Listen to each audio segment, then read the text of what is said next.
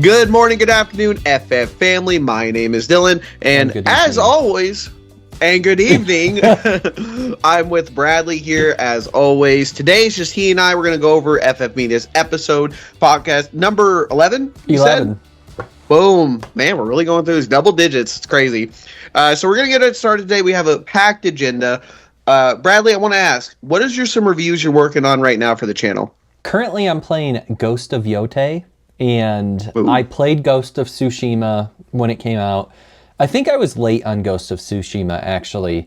But I played it, and I think I was pretty close to platinuming it. But I don't think I ever did it. And I played the DLC, and I absolutely loved the game. I think I played when the DLC came out. I started like a new playthrough. But when the trailers for Ghost of Yotei came out, I like to know that what's his name, Jin Sakai, wasn't in the game, and it like took place 200 years later or whatever, was like a huge bummer.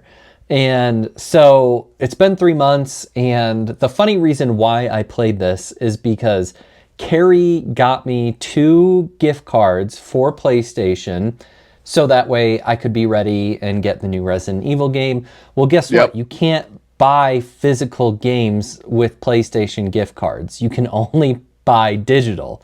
And I want Resident Evil 9 on physical, you know? Right. So I was like, Carrie, I still have to buy Resident Evil 9. Yeah. This is great. Yeah. But so I'm like, okay, I want to play Ghost of Yotei. I still love the game and the gameplay. Anyway, so I'm working on that.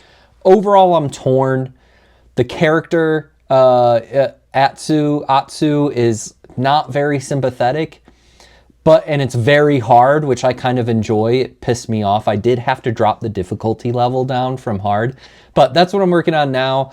And I'm deciding if I want to do a full review or what. But Ghost of Yotei, we'll see. I'm probably 10 or so hours in, and we'll see how much. Like, I'm torn. I could love it. I might think it's okay. Who knows? Did you ever platinum Tsushima? Ghost of Tsushima? Yeah, I don't think I ever ended up platinuming it. I think there were like a couple things I didn't end up wanting to do, but I put a lot of hours into that game. Gotcha. I'm currently really digging my Resident Evil playthroughs, so nice. I'm working on the... so just came out with Resident Evil 3 Remake. I'm already almost done with platinuming RE4. I should have that by the end of this week, beginning of next for the full review. I'm excited for it. Well, I don't want to spoil too much, but we're going to be getting into Resident Evil, but that's what I'm working on now, which we'll come back to. But as always, everybody, I appreciate you joining us today. We got a packed agenda, a lot of gaming news going on. Highlights today, we're going to be talking about, we have Nintendo Direct Partner Showcase tomorrow. We're going to talk about some predictions that are going to go on. We're also going to talk about what plans we have for the channel, like I mentioned for me with RE4 and with what Bradley's working on. And we also have some ideas around... Bradley, you're not too much of a PC gamer, so you don't know about Ashes of Creation. So I'm going to give a little history lesson on Bradley and how it's the biggest gaming upset you have no idea about right now. It's massive right now. It's crazy, too. And, also we talk about some Stardew Valley news as well, looking at that. And with that, let's get started. So I think we're going to start off. Let's do something that's a little bit easier on here, which is the Nintendo Direct. We have a partner showcase happening tomorrow. With these, it is always with these partner showcases, it's just 30 minutes of upcoming Nintendo Switch 2 and Switch games that are coming up as a partner. So it's not usually like a Pokemon announcement for these. Right. So realistically, we're having new Nintendo Switch games from the partners. What do you think is going to be launching tomorrow? Or, announced. So, to clarify, we're not going to get any Nintendo brand games, like you said, like Pokemon or Mario or Donkey Kong. Correct. It tends to be that way. Yeah. There's always a possibility, but with these, it's like Xbox or PlayStation where they talk about their partners that they have. So, third parties. I have no idea because... We've gotten, like, MLB The Show is coming out, and I think it's coming out on Nintendo Switch 2. And we've gotten a lot of stuff coming out on the Nintendo Switch 2. The Switch 1 had a bunch of crap come out of it, on it, and it looked like garbage. But now I haven't played a lot of third-party games on the Switch 2. I've mostly focused on the Nintendo first-party games. Anyways, I've heard a lot of good reviews of the third-party games, so I don't know. I wonder if here's my thing. I wonder if third-party games. Tell me if my thinking's wrong, Dylan. Sure. Is there a possibility that we could see a studio spend a lot of exclusive time with Nintendo, like we see Sucker Punch with PlayStation, right? It's not a PlayStation brand. They may have bought it. I could be wrong. Sony probably bought them at one point. But we sometimes see these third-party studios partner only with one brand, right? And is it possible that we'll see more of that now that the Nintendo Switch is a more powerful system? I don't know. What do you think? So I think, for one, I do think that, well, to actually answer your question first, Sucker Punch was bought by PlayStation. Okay, I thought when I was saying that, I think they bought him out. But you still get my point. No, yeah, absolutely, I understand. It was just, I couldn't remember the date, but it was 2011 when I looked it up. Okay. So also, yes, to answer your question, that is a possibility. I mean, you see that technically with Brilliant Diamond, Shining Pearl. It was technically done by a third party. Right. And they did it. So, but that still wasn't done during a partner showcase. Right. That was still like a Pokemon announcement. Yeah. It was Pokemon, Nintendo, they're kind of synonymous with each other. Right. Correct. So, in general, there's always a possibility because they haven't announced it. So, we have no idea what they plan. There's no tease, nothing, right? And it's only 30 minutes is for the runtime. Yeah. I doubt we see anything that's not one of their stupid key cards that they're going to do. Because any third party game, think CD Projekt Red, Cyberpunk 2048 or whatever it's called. Wait, no, now I'm thinking, oh, I lost you. Oh, am I not here? There we go. Okay. You were saying Cyberpunk? 2077, yeah. Okay, I couldn't remember the year. Yeah, I messed up thing. So Cyberpunk 2077, like that as an example, third-party game coming to Switch is one of the big announcements when talking about the launch of Switch. It seems to be the trend that any third-party game that's massive is going to be a game key card. Oh, like you'll have the game key card. Physical. Okay, I see what you're saying. Yeah. And that's my biggest complaint. You know, you and I are both physical media people. I don't want to have to put in something and I have to have internet because one day the Switch will not work on the internet. It just won't. Right. And I'm just wondering one day if I want to play Cyberpunk 2077 and I can't. You know, I would be pissed off if I put in my game card and I was out of internet or whatever, right? And it didn't work. And not for like a physical error, right? Like it was broken or whatever, but it just didn't work because of like the connection to the internet. I would be really pissed off. Like I don't get a lot like upset about a lot of things, but that would I would flip out. I'd probably like text you and you'd be like, calm down. And I'd be like, this is pissing me off. So I know what you mean. Yeah, I was gonna say sincerely, like this. That's why I stopped collecting for the Series X.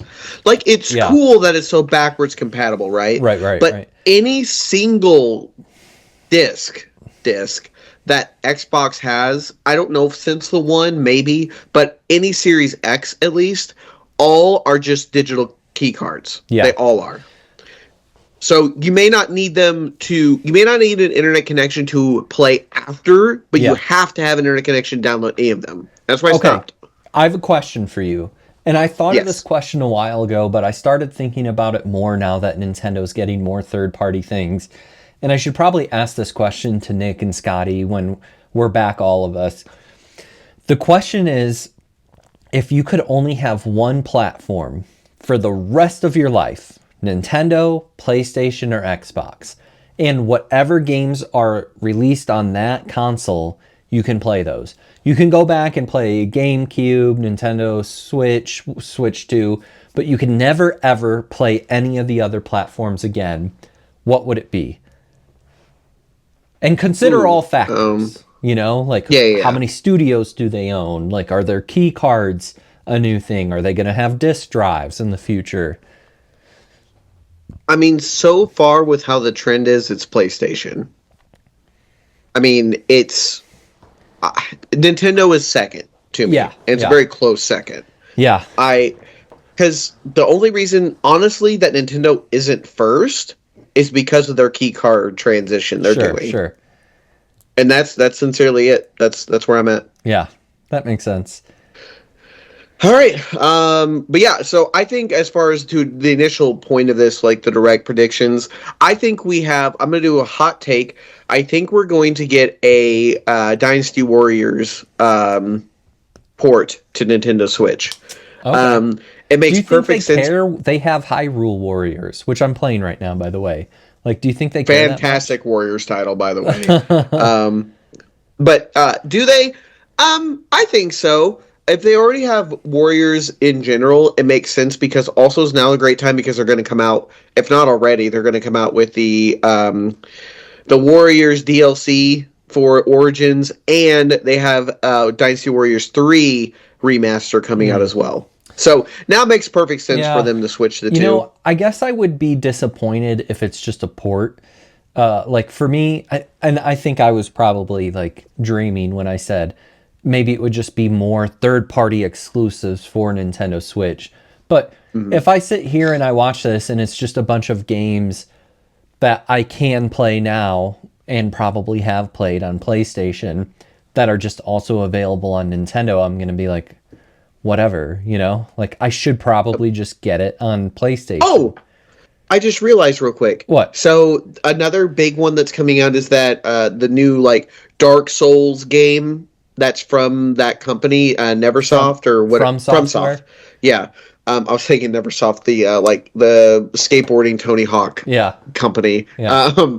But yeah, no, that's going to probably be in the showcase because that's one of their partners, and it is an exclusive. So that would probably be. So you think it'll be an exclusive Souls-like game coming? Well, it is. They've already confirmed that. Oh. That's what it is. It's one of the four. So that's probably going to be in there if I had to guess. Unless for some reason they want to just push that to like a main showcase for some reason. So what you're saying is they're going to do a Bloodborne remake on Nintendo Switch 2 tomorrow. You've heard it here first. I mean, that's why you come here. Dude, I would totally buy that game, by the way. As long as they like remastered it and didn't just port it, you know. I would buy that game. I don't care if it's on Switch. And I actually, spoiler, this is obviously down the line a little bit, especially after RE9. Plus, I still got to go through God of War, but I got Bloodborne from GameStop. They had it on sale. And so I'm going to finally play that. I can't wait to hear your experience of playing that game. that is down the line. Trust me. There's a list right now, but we'll get to that. I don't want to spoil everything, but that's where I'm at. I don't think there's any crazy. You might see. I don't think there's any crazy like Pokemon, Mario, nothing like that. Like they're not going to do a Zelda for this, especially with only 30 minutes. Yeah. I think there's also a possibility like the last PlayStation showcase was the Japanese one they had. And that was like, it was cool. Like a new Katamari and stuff. Like people love that stuff, that are nostalgic for it. But I don't really care for that stuff personally. You and I are kind of the same when it comes to that. But beyond that, I'm not sure beyond those. And I think the big highlight will be that Souls-like or just the Souls game that they're coming out with. Right. All right. Anything else? I don't think so. I mean, I'll watch it, but how often do people watch these, whether it's Nintendo or Xbox or PlayStation, and walk away with something they care about? Like, I feel like 99 times out of 100, most people are like, that was lame, you know? Like, that sucked. To be fair, I think that's mostly you and I that say that. I think... So, real answer, yes, I do believe that. Especially online. Like, you see it in our short comments, right? Like, people just get pissed for no reason at whatever we're talking about. Like, your Marvel versus DC video we talked about. I'm sorry I brought it up. Yeah, relax, okay? I'm sorry I brought up Star Trek, guys. Yeah, relax. But anyway, like, so, whenever you're, like, talking through that, and you have these moments where people want to just, I don't know, I feel like it's not even they really care, they just want to complain a lot of the time. And do they actually still have something of value? Answer your question, no. I don't think so. I still think it falls under there, but I think people want to gripe more than they actually care about too. Both things can be true at the same time. Like, yeah, exactly. Are we going to complain about it? Yes, because that's what we do. but also we're righteous to do so. That's right. It's my God-given American right, Yeah, and I live in Europe, you know? So, yeah, it's I don't yeah, know. that's I funny. think, and Fair don't get me enough. wrong, like, griping about it is sometimes very valid. Yeah, Because yeah, honestly, like, the Japanese PlayStation one, it's like, I don't care, you right. know? Yeah. Um, but anyway, so moving forward on this, we're talking about Stardew Valley turning 10 years old. Not a lot going on with it. I thought there would be more of an announcement. So far, at the time of filming this, we don't have many announcements for this, but it is something like the beloved game. Bradley, you played it. You played it recently too, if I'm not mistaken, right? Not only have I played it, but I own it on Nintendo Switch, on like Apple Play Store and PlayStation. Apple Play Store. Yeah, like I bought it on my iPad, or maybe it Oh was yeah, yeah. free on like the free Apple subscription. So I don't know, but I know I have played it multiple times in multiple avenues, and it's one of those games that it's just like it's so chill. It's kind of like the Minecraft chill, but even more chill. And you Yeah, can right. just go and like farm and talk to villagers and relax. And it's just one of those games. It's like kind of like Animal Crossing, but even less intense, if that somehow makes sense. It does. But Oh, I put speaking. Oh yeah, hours. go ahead. Go ahead. I was just gonna say I put hours into that game, and I've had people come over and play on Nintendo Switch and make their own thing and make their own worlds on Stardew Valley. So, yeah, I mean, it would be cool if there was like something different. Like sometimes it can get boring to be like, this is my house and this is my farm, and like the same, like I almost have the map memorized in my head, and like that can get boring in a sense, but also it's relaxing that you don't have to think of all these new strategies and things. But yes, I have played it. I put a lot of hours in it, played it on multiple platforms. Now, with this, the only thing, because I wanted to double check in case anything new had happened since Yeah. yesterday, and the 10-year anniversary did come with two things. One, the creator has teased there's one big mystery in the game that no one has solved yet, Okay. whatever that means. And two, it's quietly teased. I don't want to like go into too much because it's just speculation. But based on like some interviews with like devs after the 10 years and what's going on, Stardew Valley 2 has supposedly been teased in Yeah. some level. So we could get that. But it's been 10 years. Who knows? Like, okay, you Yeah. know.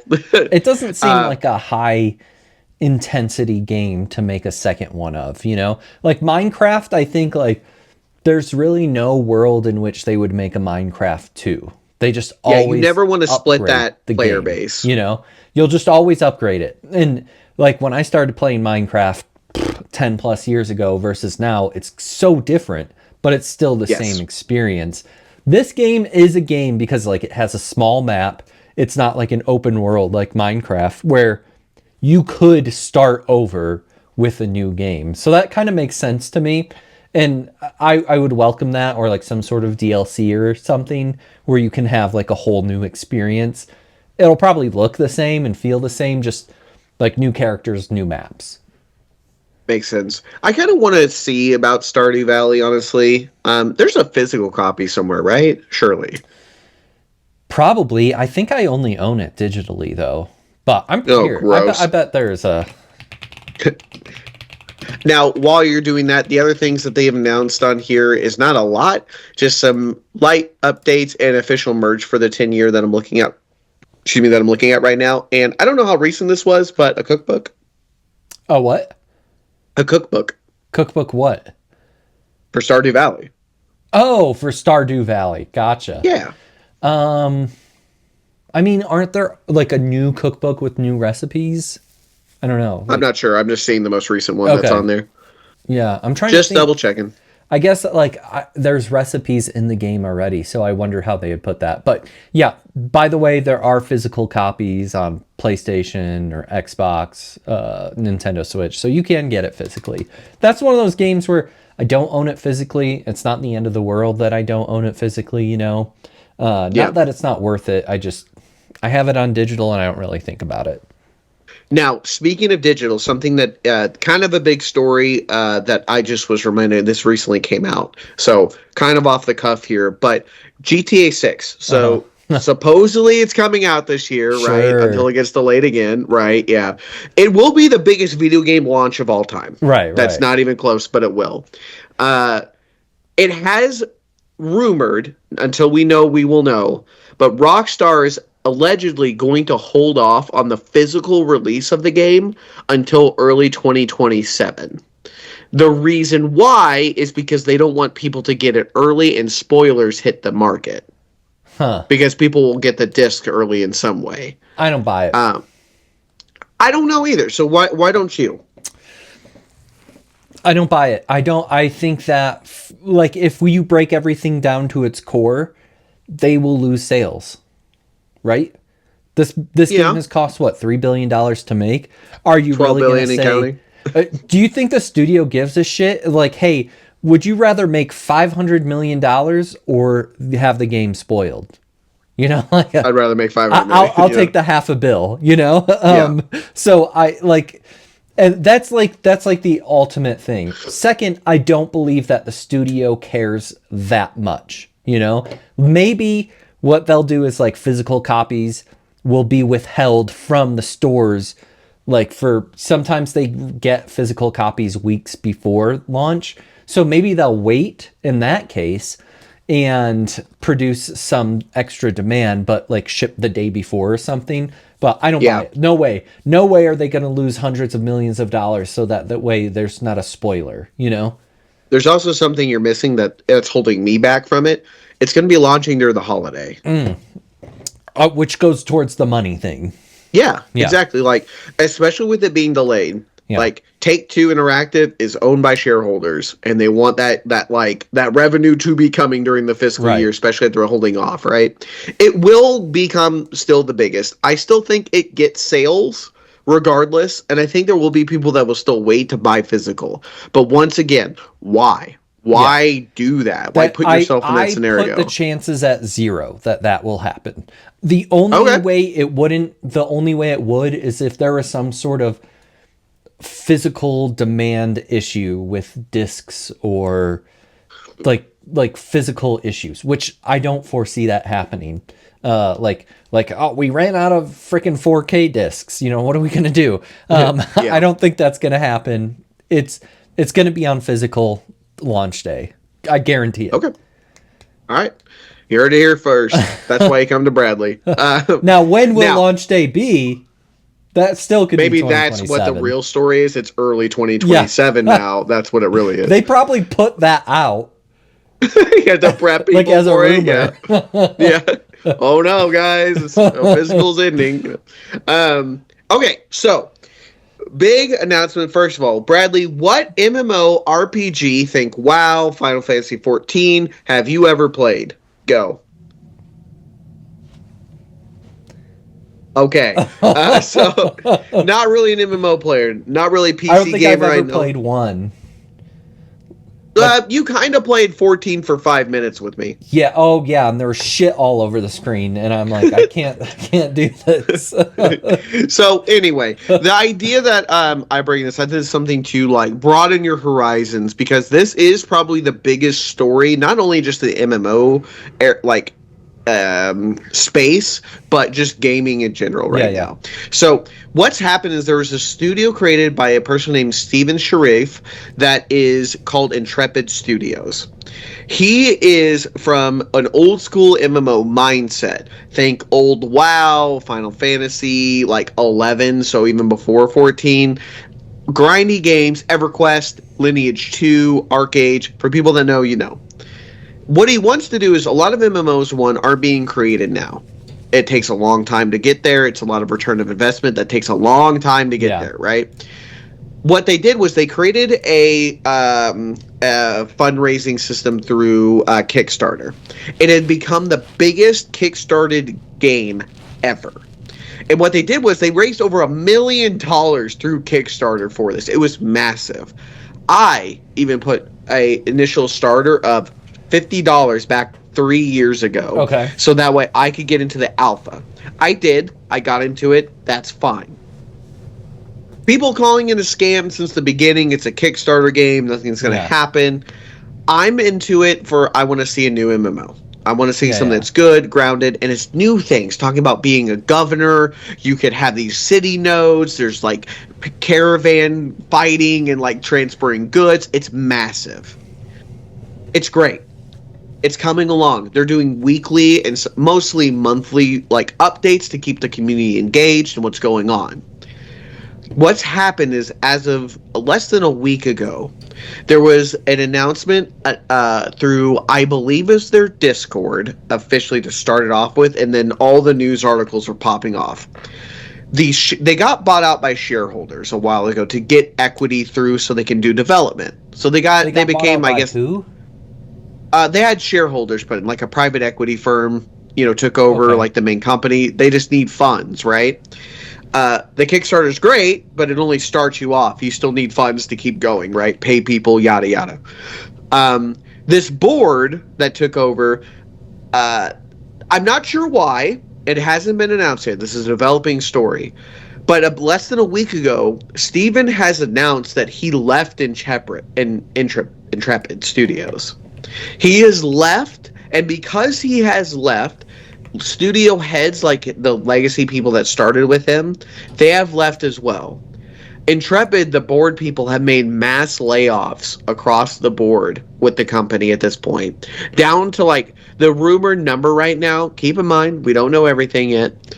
The rumored number is from like over 250 people down to 70, and they're going to move a lot of the labor to create the game to overseas to do reduced labor to complete it. Yeah. At this point, the game's definitely in limbo. Yeah. They recently, like a week before this, they put it on Steam, which makes it an official launch, and that's important because one of their things was in Kickstarter. If they never release the game, they were going to give people money back from Kickstarter. Right. Since they put it on Steam, that's a launch. So now they don't have to do that. So what are your thoughts so far? So, okay, here's the thing. We have multiple things going on. One, you have Kickstarter, and I'm sure you knew this, right? When you put your $50 in, that $50 could go towards nothing. 5 years ago, I may never see anything, and it sucks, but you kind of have to be okay with that, right? Which is now turning into that, it seems. The second alternative is that I may see something and it sucks, Right. Or it takes a long time. So you kind of have to be okay with that. And it sucks to lose your money, but if you're going to give someone money to do a project, you just have to, like, that's the world of investment. Second is, if you get a hold of shareholders, have you ever seen Silicon Valley? It's a Mike Bits Judge. And pieces. Okay.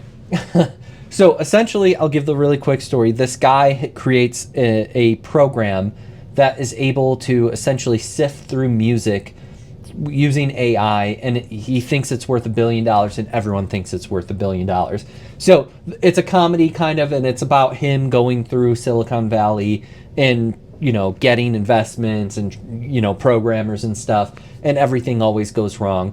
But when you get investors, you, depending on what agreement you have, you could say like, hey, Dylan, invest into my video game, I'll put you on the board and you'll get 1 vote or 2 votes. So the question is, how much money are you going to give me, therefore that I give up some control of my project, right? As a business owner of Sasquatch Gun Oil and this business, if someone came in and said, hey, I want to give you $10,000, but I start to get some control, I may say no. Now, if you give me $100,000, maybe I'll say yes. If you give me $1 million, maybe I'll say for sure, right? So it's just all about how much money are you willing to take in to lose control. And it comes first, you as the consumer. If you're giving someone a Kickstarter money, you might lose it. You as a studio head or whatever, if you're getting money from someone else, you may lose control. So that's the thing, is like, how much control do you want? How much do you want to get this over?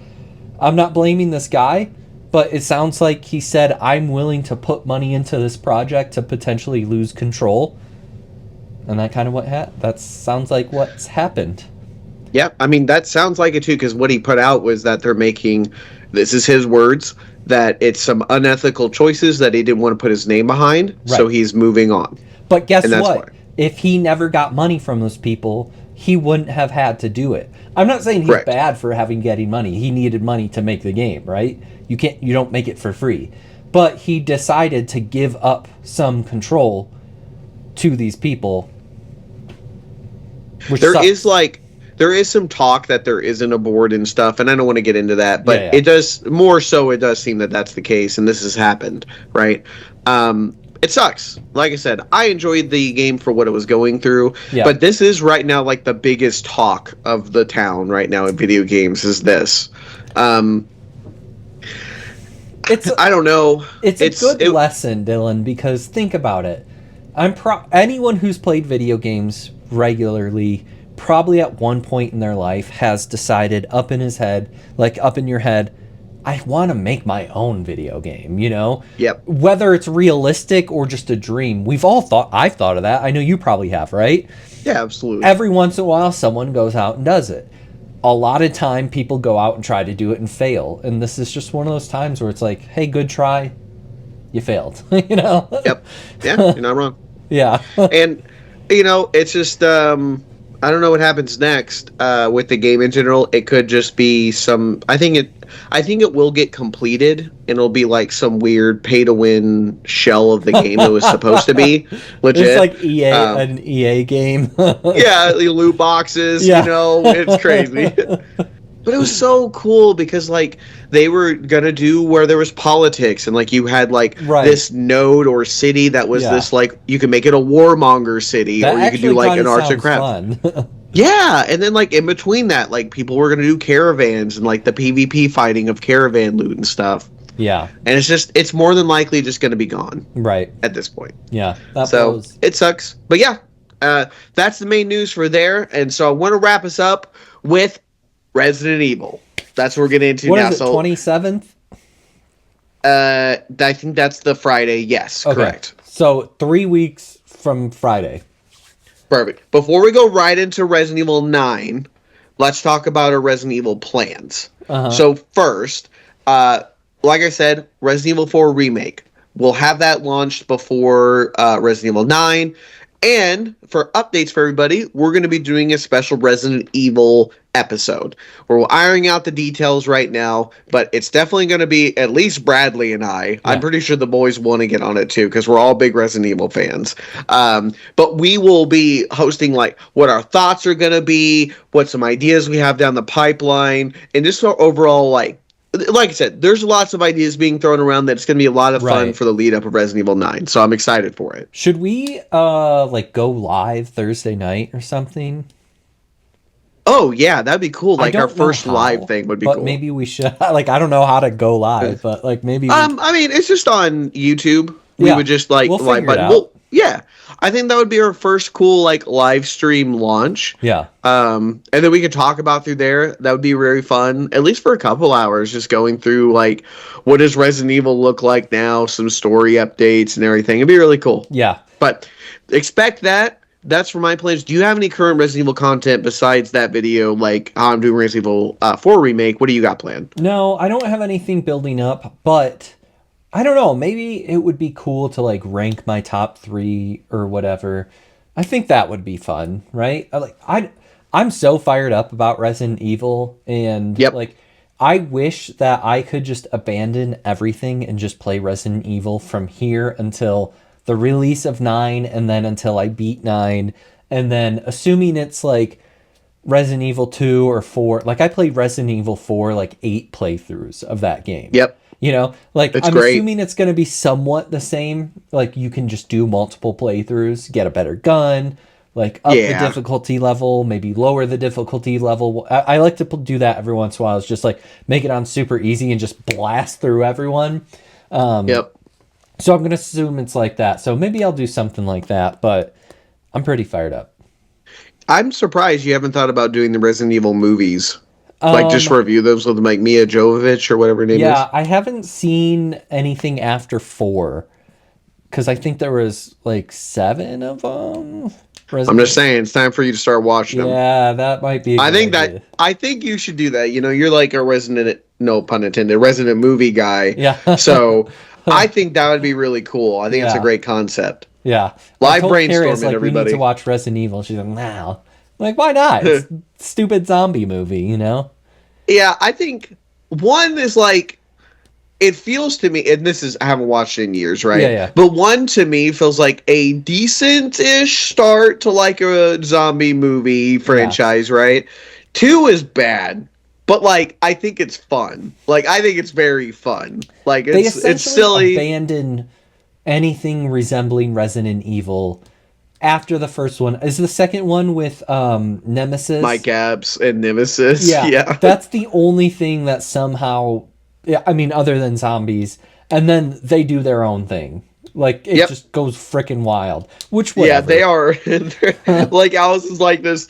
What is like the multiple versions of Alice are running around eventually? That might be 3 when that like gets revealed, but whatever. It's so wild, man. Yeah. Like, they just AWOL it. But yeah, I think that'd be cool, especially with this. It would be coinciding with my game launches on here. Because, like I said, for me, everybody, if you want to check out the RE2 remake, RE3 remake, and then soon 4. If I get time in between, I'm thinking about platinuming 5. I don't know if I'll have time because that game's a little bit longer to platinum than the other ones.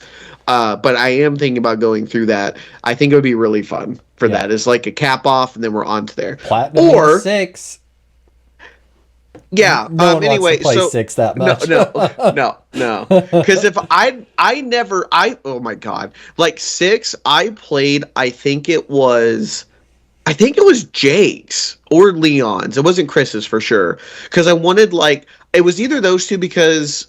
Okay, I remember. I started Jake's and I was like, this sucks. And then I went through Leon's and I was like, this sucks, but at least I'm playing Leon. Right, at least it's Leon. I never did the other ones. I was so burnt out of it. It was so bad. And it was way too long for going through 3 freaking playthroughs of different stories trying to converge through each other. It was awful. Yeah. I don't think me playing it'll change, but, maybe one day. After 50 spin kicks from Leon...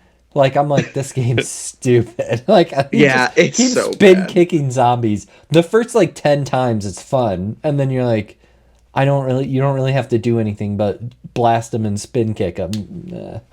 Yeah, I was thinking about a potential platinum run of 7 instead, because 7 is still my favorite Resident Evil. I think it's just, it's so good. Like RE2 remake and 4 now remake are very, very 1, 2, 3. I'm not they're very close. Yeah. I have this. I hate to be this because it's new and I don't want to put my name on this. But watching 9, how they're having Leon with the action, Grace with the RE2 Resident Evil 7 vibes she is, and he's RE4 remake. It just feels so good. It looks good. It seems fun. And I'm just I'm so excited for it. I was so worried that we're going to have our RE6 thing, and there could easily still be that, right? Yeah. I don't But think they are so. doing 2 protagonists, so yeah. They're not going more than 2 protagonists. It does seem like they're kind of you'll go through it. To me, it seems like you're going to go through as Grace, with the scary parts going through the area, and then you're going to just kill everything with Leon coming right behind her, just blasting the rooms as you go across. And that seems fun. I don't want to play as a split character throughout. Just in general, I don't enjoy playing multiple characters in a game. And I've talked about this with The Last of Us Part 2. Yep. I didn't enjoy playing that way. Even though it's the same game, same universe, pretty much the same gameplay, you're playing as 2 characters. It completely kills the momentum of the game. So in my mind, I hope that it's what is it, Resident Evil 8, where at the end of it, you come in as Chris with your machine guns and blast away, right? Yeah. But it's only they couldn't help themselves, yeah. It's 20 minutes of gameplay, right? So the rest of it you're still playing as Ethan. So I don't know.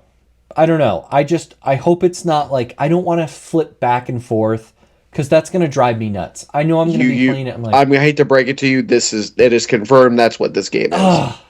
Like that is what you will do. Now, how long that is, right? Because I don't know. Leon's literally infected, and this could be a send-off story, right? Yeah. I feel like we're gonna. I feel like we're gonna go like Grace, Leon, Grace, kill Leon, in with Grace. Like I feel like that's the trajectory through the story. If it's like that for 15 minutes or 15 hours, I don't know. Like I'm not excited for that. So thanks for ruining it for me, Dylan. I appreciate it. Okay. I didn't make the game, Bradley. I'm just letting you know to temper your expectations. Now, I guess we're kind of started on this, but we have some ideas. Stay tuned to the channel. We'll talk more about some Resident Evil plans. Now, let's go on to 9. So, part of that we already talked about. We're definitely going to have an RE9 like planned video, what we're going to do, talk about it. It might transform into just this live stream where you guys can join us and talk through it. Also, I'm definitely wanting in general, there's no way that we're all not going to have something to talk about between shorts, tips, my platinum journey through it, anything that we're going to talk about, we will have RE9 covered on this channel. There's no shortage of Resident Evil content, at least probably through all of March even. We're just going to be going through it. I'm excited for it. I don't see me playing anything else besides that for sure. Yep. Also, like I said, I've got my Steelbook ordered. Nice. So I'm excited for shout out to GameStop for that. I'm excited shout out to GameStop. Did they give it to you or? Well, kind of actually. So I went to in-store and I did a pre-order. They had the normal ones available, and the store manager was like, "Yeah, man, I appreciate you." I shoot the shit with him for a little bit because he was having to like do the order and he was getting I had some money left over on the card, so because I didn't get to order the deluxe steelbook because they were sold out. Yeah. So that's actually how I got Bloodborne, because I had money left over. Okay. And he was like, so we're kind of chatting, it's all fun, and then he's like talking about like, yeah, if we get the steelbook, I'll let you know. If the deluxe happens, I'll let you know. We can upgrade you, no problem. I'm like, cool. And then he just was like, yeah, man, I'll call you about 48 hours before it comes out, and then I'll just hand you a steelbook. I'm like, what? Why? Like, I appreciate it, but he's like, well, 1, we always get extra. 2, there's not a UPC, so I can't sell it to you. So I'll just give you one. Yeah. So that's it. That's the story. Who so is I'm gonna this get guy? I'm not saying. Like, is he your friend? Do you know him? No, he's a GameStop employee. Right. Well, you say are you like, do you put out, like, who is this guy? Like, he's a manager that works at GameStop. And you guys like don't text on the weekend or something? Never seen this guy in my life before. Okay. Never saw him again. Swear to God, last thing I've ever said. That is the whole story that happened. So okay. I mean, if I don't hear from him midday, 2 days before the launch, so 25th, I'm going to call him myself and be like, hey, just a reminder, if this is available, I still want it. But he left a note on my account, and he's like, yeah, man, I'll give you a call anyway. So see, I could never do that. No one would ever do that for me because I'm too shy and too introverted. Like, I go into GameStop, and I get super nervous because it's small, and there's normally no one ever in there. And like I'm like, stop looking at me. Like, I just want to look around. And then I usually just leave because I get too nervous because I don't want to talk to anyone or, I don't want to ask any questions. And it's that's just how I act in GameStop. So I'm like, okay, I'm just gonna leave. And so that would never happen for me. So what did Nick say he was gonna do? He's gonna like play Resident Evil 9 when he gets like a used copy from GameStop. It's so stupid. Like, it's a dumbass. Yeah, you're like, brother, just go buy the game. Go play the freaking game. Yeah, grow up. Like, what are you 12 and you're waiting for your allowance, bro? Like, come on. You're a grown ass man. So like that is so dumb. Yeah, what is he gonna save $5 and be like, yeah, okay. That's my fucking point. Like, actually, the most he'll get to is he'll have a $10 savings through GameStop. That's it. Yeah. Like, that is being generous, too. Right. And, like, also, is Scotty getting it? I don't know if he said he... Okay.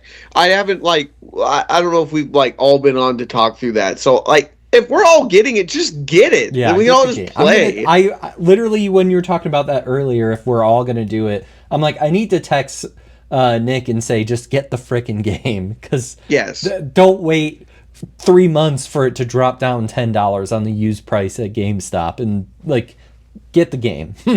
Yeah, you'll hear like, if someone does die officially in the game, like, you're gonna be spoiled on it. Just play the game, stay off the internet for 3 days while you enjoy it, and that's it. Like, what are we talking about? Yeah. So dumb. Nick, you're a dumbass.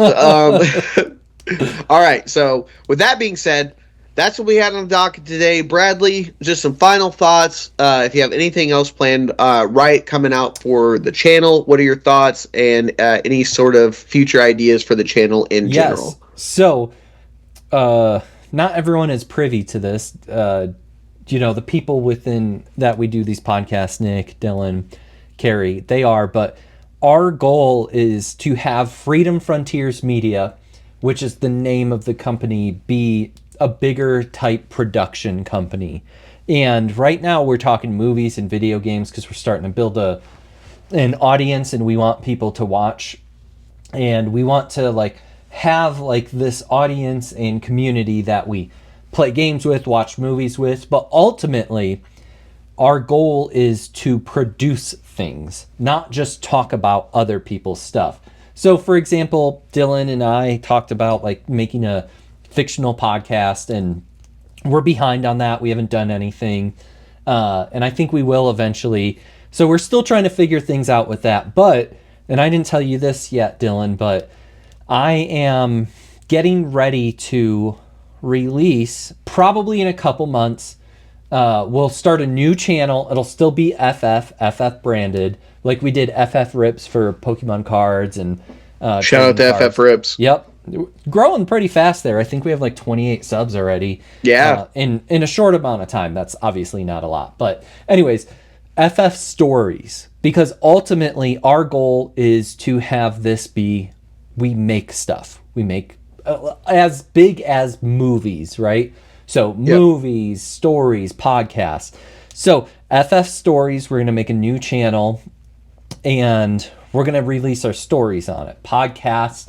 But I've already started writing my own little story, and it's just going to be a very small story with 3 to 5 minute episodes, and just kind of thinking of an idea of what it could be. Have you ever seen the movie The Martian, Dylan? Yes. So the movie The Martian and the book is essentially the same thing. He's recording his events while stuck on Mars, essentially. Yep. And that's how 99% of the story is told, through him looking at a camera, documenting his work. That's the premise of my new story, in some sort of Arctic setting. If you know me, I love cold, Arctic, closed-in, claustrophobic settings.